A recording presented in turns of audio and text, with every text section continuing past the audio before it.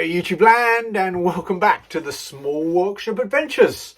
You find me here again, here in my small workshop, and the subject of this video today is the subject of wood storage, storing our lumber, our timber, our wood, and particularly in a small space, and still being able to have an organised shop, an organised workshop. And I know that's something I've had to really think about, because when you're in a really small space, as I am, then you've got to think quite creatively about where you store your timber. I mean, it'd be easy, and you've got to have all your tools and your machines and everything that's going on in here. And so I thought this video is about the issue and the subject and dealing with storing our timber. So hope you enjoy it, people. So to give you some context of what I'm actually working with and how I've actually tried to design the storage in here, I'm going to give you the basic dimensions of my small workshop. So across this length here, at its longest, where I have my bench, it's 3 meters long, and at its widest it's 3 meters, but it goes back, so we've got basically 3 to 3, but at the end of which is behind here, the actual workshop comes down to 1 meter 400, and then it works out at an angle going back down there till it comes down to for about 2 meters 800, and it reaches a point which is 3 meters across. So at this point here, back here, it's only just over 1.5 meters wide at the back, really small, and it's going back. And I think you can see that, how it works back to the point and the angles that it's going down. So I'm not 3 meters by 3 meters squared. I'm smaller than that. So that's what I'm just reading my dimensions, which I've written down here, because I knew roughly what it was, because when I built the place. But so we're going to look at how I've designed and how you could, which might give you ideas to how you can go about storing timber, storing lumber, and still having all the things you want to do in your workshop. Okay, the first thing I'm going to look at in wood storage is all the, essentially what we call our scrap wood.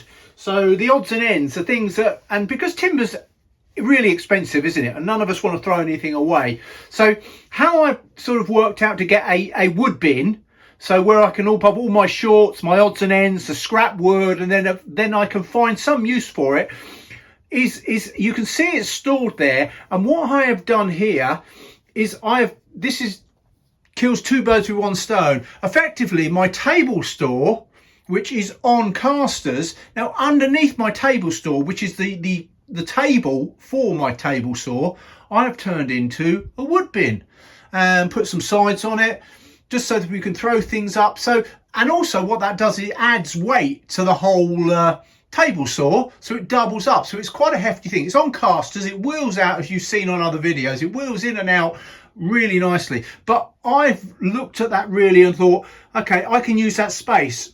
And I've decided that will work well. That works well for all the scraps and all the bits of wood that I want to keep, that I'll use on some other projects. So that's how I've worked that out and designed that in this small space.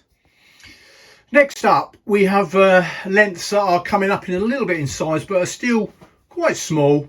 And I tend to store them under here, which is where my pillar drill is. So I've got a little storage there that they just stand up against the back of the wall.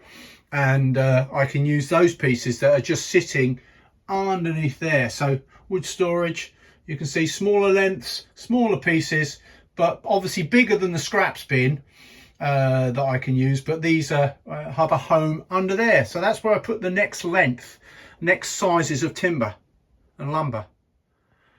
And we're slowly getting bigger. So you can see some storage. There's the door, and you can see some storage above the door. So I'm taking it, and you can see this is the pitch of the roof sloping down. So these are pieces are always all going to be sort of 2.5 meters, 2 to 2.5 meters in length. I could get under there. There are some smaller pieces, but we've got some storage above the door which fits nice, and I've built the brackets so they're super strong, so they can hold a lot of weight. So that's where I store the next length of timber. And over this side, on the longest wall that I've got in my shop, we're going to close to 3 meters. So we've got two storages. There are metal brackets there, still super strong, screwed into the wall, and you can see that I've got quite a lot of storage space that's sitting high up. So it goes from one end to the other, and that's only 3 meters, or just under. Actually, that's not actually 3 meters long. I think that is 2 meters 800 long. So there you see my storage, and that sits down there. And then finally, bigger panels sit at the back on this back wall, and then when I need them, so slightly bigger sheets of there's MDF there, and there's all sorts of things. So moving my stool out of the way, you can see on this back wall that's where I store some of the sheets, like MDF and ply, 18mm ply, and all those things that we use and need on projects and jobs that we do and we get up to. So I hope that's been helpful, informative, interesting, particularly if you're working in a small workshop. If you're working in a big shop, wood storage is less of an issue. Let's just not, let's not pretend it isn't, because although wood storage is still always an issue, we have to think about where we're going to store timber, keeping it dry, and all to do the jobs and the projects that we want to do.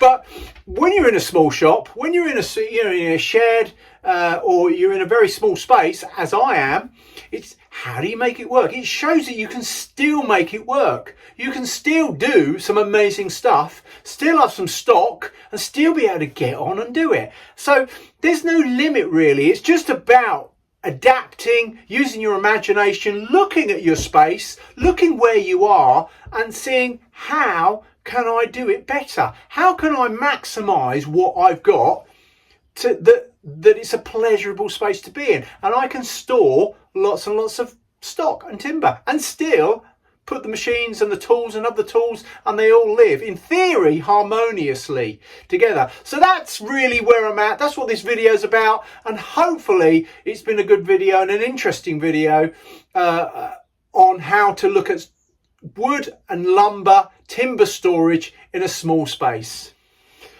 So please like and subscribe, and come back, look at some more videos. Got loads more things on the way, exciting projects that I'm trying to get my head around and work out. Some of the projects might even be on site, different places. I've got some jobs coming up as I'm now getting fit from my back from my hip operation. So there's all sorts of things that I've got in mind and on plan. So look out for those coming out in the future. We've got some interesting stuff. So please like and subscribe, and there'll be some videos floating around up here to jump in and have a look at as well. So from me, Mark, and the Small Workshop Adventures, take care everybody. Bye.